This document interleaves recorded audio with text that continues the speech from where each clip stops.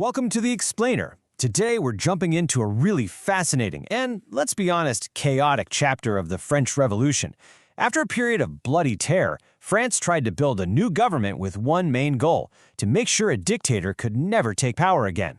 But in a wild twist of fate, their experiment actually created the perfect conditions for the exact opposite to happen.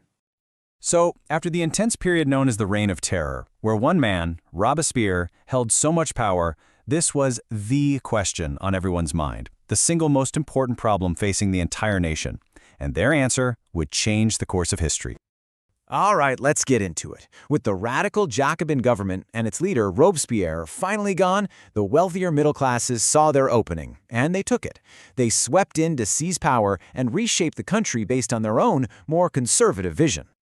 And their very first move tells you everything you need to know about their priorities. A new constitution was brought in, and what did it do first? It denied the vote to anyone who didn't own property. This immediately locked the poor out of politics, which of course caused a lot of anger, and made sure that power stayed firmly in the hands of the wealthy. Now, their main goal was safety. You have to remember, they were absolutely terrified of another strong man like Robespierre popping up. So they set out to design a new system that was deliberately divided, even complicated, hoping that would keep any single person from becoming too powerful. So, here's how they did it. First, instead of one big group making all the laws, they split the lawmaking power between two separate elected councils. You can think of it like having two different houses of parliament that had to agree on everything. Okay, so who would actually run the country? Well, those two councils would then appoint a team of 5 leaders. Not one president, but 5 directors. And this executive group as a whole became known as the Directory. Right, so this is the crucial part. These 5 directors were the executive branch. Their job was to actually enforce the laws and get stuff done. By splitting that role between 5 people, the thinking was that no single person could ever take complete control.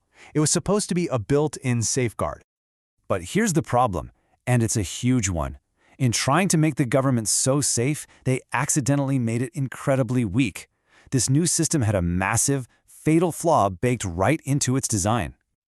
So the core conflict was pretty simple. The 5 directors were constantly clashing with the 2 councils that put them in power in the first place. This just led to political gridlock.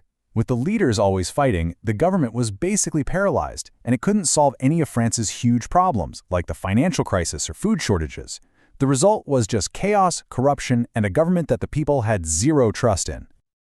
And when a government is this unstable and just consumed by infighting, it creates a massive power vacuum. This weakness at the very top of French society created the perfect opportunity for an ambitious outsider to step in and take charge. And it's really important to get this. It wasn't just one single event that brought the system down. It was the constant, grinding political instability of the Directory itself that set the stage for everything that happened next.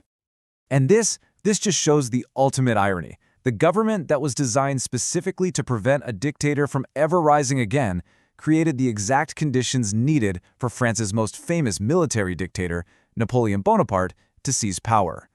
So yeah, the Directory itself was a failure. It completely collapsed. But its collapse didn't mean the revolution was over. Not at all.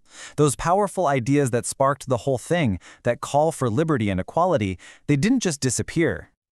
And you know, what's really interesting is how this entire dramatic story is a powerful reminder of how quickly these political experiments can change the entire course of a nation. Because even with all the changes in government, the core ideals of freedom, equality before the law, and fraternity, or this idea of brotherhood, they were still incredibly powerful. They continued to inspire political movements not just in France, but all across Europe for the next 100 years. So we'll end with a question that historians and citizens still debate today. What's the greater risk during a crisis?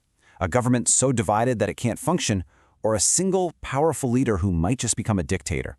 The story of the Directory definitely gives us a lot to think about.